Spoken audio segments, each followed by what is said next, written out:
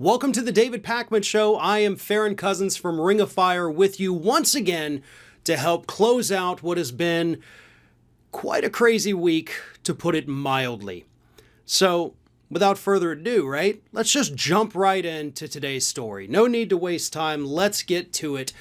Big story happened this week. The FBI raided the homes of two individuals involved in Donald Trump's fake Elector scheme. Those two individuals, Brad Carver, who allegedly signed a document to be a Trump elector, as well as Thomas Lane, who worked on Trump's effort to overturn the election in Arizona and New Mexico. Now, as everybody I'm sure is aware, the DOJ is in fact investigating the fake elector scheme. It's one of the few things from the former Trump administration that is actually being investigated, along with, of course, the 15 boxes of documents that were found down at Mar-a-Lago. The DOJ is also investigating that.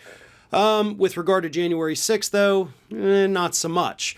We get more to that in just a little bit. But this is a big one, right? We got a fake elector. We got a guy running Donald Trump's, day-to-day campaign operations.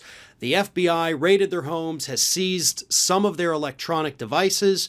And on top of that, other people also involved in the scheme have received subpoenas. So here is what this means so far for this investigation. It just means that it's moving forward. I know that's a little disappointing. I know nobody ever just wants to hear that the wheels are in motion, right? We want action. We want meat. We want something of substance that we can really sink our teeth into and feel better about these, kind of slow rolling investigations, which, let's be clear, that is what this is. I saw a great analysis from a writer this week that basically said the DOJ is moving too slowly on this particular story, considering the fact that this fake elector scheme didn't just emerge on Tuesday during those hearings. We've known about it for over a year. And we're just now getting to the point where, okay, well, these are the fake electors. Now, let's go look in their homes. Let's get their electronic devices. Let's really start to ramp things up a little bit, I guess, whatever it is. It is too slow. But sometimes, it's slow for a reason. Other times, it's slow out of abundance of caution. And I'm afraid that that is the situation that we are looking at right now. The DOJ, led by, of course, Attorney General Merrick Garland, doesn't want to give any kind of appearance that they are being overtly political. They want to make sure that they have crossed their T's and dotted their I's before they make any moves on anyone, even some of these low-level individuals. But even still, sometimes when you have the evidence, you don't need to sit on it. You don't need to wait. You don't need to hold off on issuing subpoenas until the public is squarely in your corner. Sometimes you have to do something even if it's unpopular, if it is the right thing to do. And I do believe that that, of course, is the situation that we're looking at right now with the fake elector scheme. I mean, after all, that is one of the biggest things. Obviously, there is so much with January 6th and with the January 6th committee and all of that we could probably pop a lot of people for a lot of different crimes right away, Trump himself included. And again, I'm going to get to that in just a few moments. But this fake elector scheme, this was the big gambit, right? They knew that their court cases were losing. They knew they didn't have evidence of voter fraud. But they pushed ahead with all of this anyway. And in some states, they had people ready to go.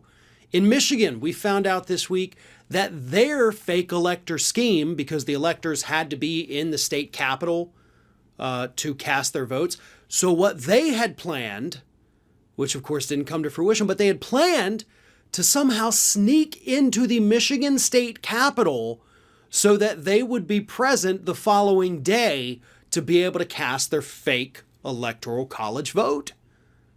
I mean, that is how deep this scheme went. I mean, this truly is, cross country, north to south, east to west. All over the country, you had these little fake electors willing to do whatever it took to make Donald Trump the winner of the election. So thank goodness, of course, that we do have the DOJ investigating this. Thank goodness we're seeing some of these positive step forward. Individuals do need to be subpoenaed. They do need to, if they're not going to comply, if we think they might hide or destroy evidence, they do have to be raided. That's how that works. That's why, by the way, that typically works in that manner. If you have an individual you think could destroy evidence, could be hiding things, that's when you send the FBI in to go try to find it. Now, over in Georgia as well, the fake elector scheme has been gaining steam.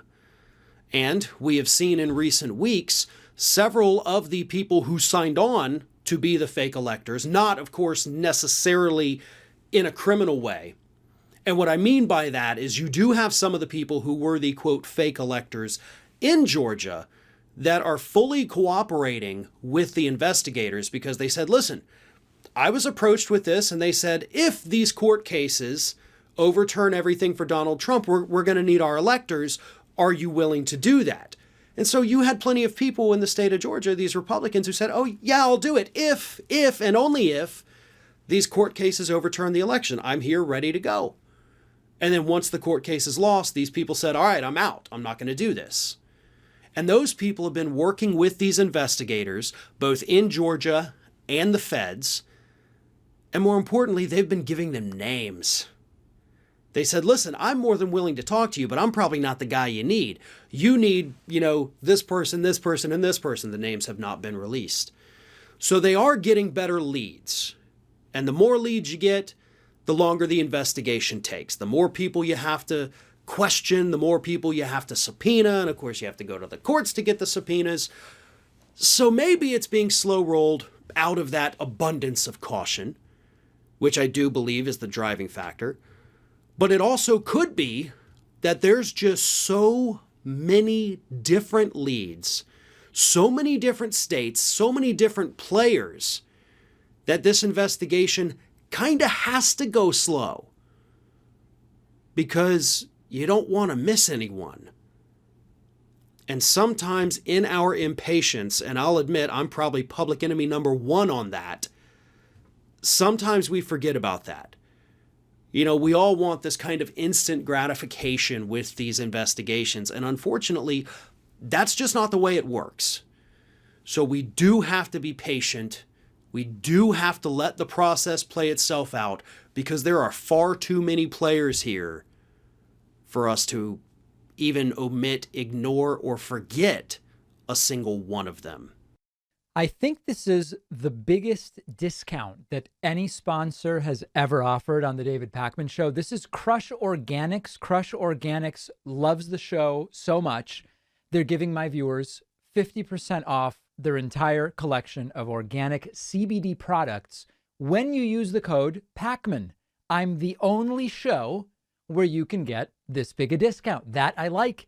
And for each sale, Crush Organics will donate $10 to the Last Prisoner Project. That's a really great nonprofit. It helps to free nonviolent drug offenders and reform drug laws. Very important.